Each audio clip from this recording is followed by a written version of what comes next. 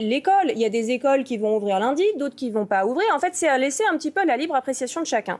Votre avis, William T? Moi, je pense que c'est plus intelligent que les différentes gestions de crise pour 2 raisons. La première, c'est que ça dépend de la situation qui est locale. C'est-à-dire qu'en fonction des situations, des régions, des équipements publics et même de l'habitude de la population, vous n'avez pas forcément la même adaptation. Je prends des exemples, mais ils connaissent ce sujet mieux que moi. Vous n'avez pas le même traitement si il fait 40 en Bretagne, avec d'habitude, c'était une région qui était beaucoup plus basse en termes de température. Donc en fait, les préfets et les pouvoirs publics locaux sont en capacité de pouvoir savoir quelles sont les réactions de la population, comment s'adapter, et surtout quels moyens publics utiliser. Et est-ce que les élèves, pour les écoles, sont en capacité de le faire? Est-ce que les parents sont en capacité de pouvoir accompagner leurs enfants de manière correcte?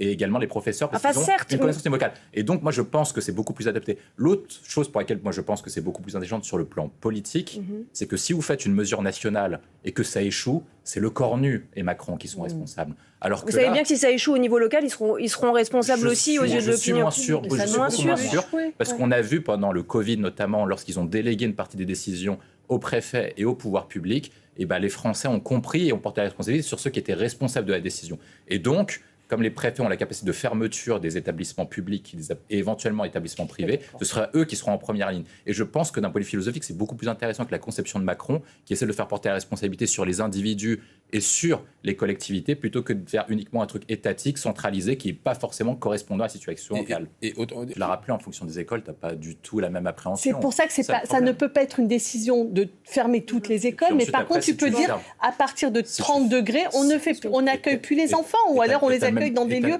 Et tu as le même problème que le Covid. Si tu fermes les écoles, ça veut dire qu'en fait, les parents doivent garder les enfants éventuellement chez eux.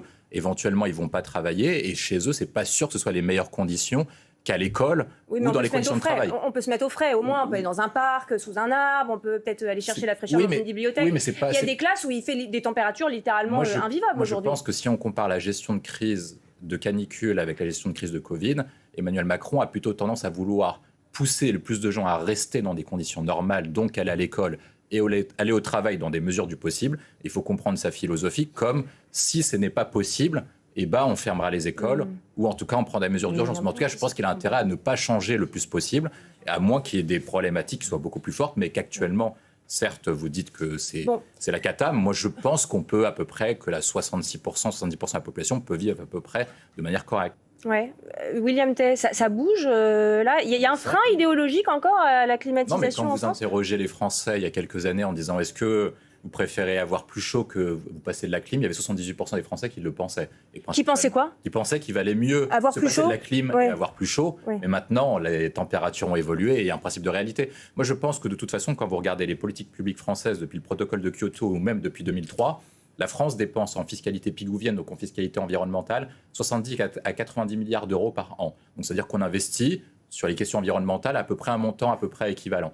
Est-ce que ce montant-là investi a permis de faire face à ce qu'on appelle la transition écologique et face au dérèglement climatique? On peut dire que c'est insuffisant, mais on peut dire quand même que la France a déployé des dizaines de milliards d'euros par an pour ça. Et donc, moi, je pense que le plan climatisation a ses défauts, mais qui permet au moins de calmer la situation de manière temporaire. Donc il en faut, c'est ce que vous dites. Je pense que vous n'avez pas le choix. Le plan climatisation, pour que ce soit clair, ce sera des aides à l'achat de climatiseurs. Le temps que les Français fassent... Parce qu'on en parlait avec Catherine, elle disait que par exemple, avant le plateau... là, elle dit que c'est pas possible. Mais Catherine disait que pour rénover les logements, ça coûtait 1 000 milliards d'euros, un tiers du PIB français. C'est impossible de sortir 1 000 milliards d'euros dans le contexte de crise auquel on vit actuellement. Les ménages privés n'ont pas les moyens de le payer. Le pouvoir public n'a également pas les moyens de payer. On ne va pas augmenter la fiscalité sur les carburants. Les carburants, on a déjà une crise déjà importante. On ne va pas augmenter la fiscalité sur le gaz. On ne va pas augmenter la fiscalité des Français tout court. La France est le pays qui taxe le plus de l'OCDE. Donc comment vous faites pour financer la transition écologique qui va coûter des centaines de milliards d'euros par an? Moi, je pense que le temps que la France aille mieux, le temps que la France produise plus, ou la France trouve des nouvelles innovations technologiques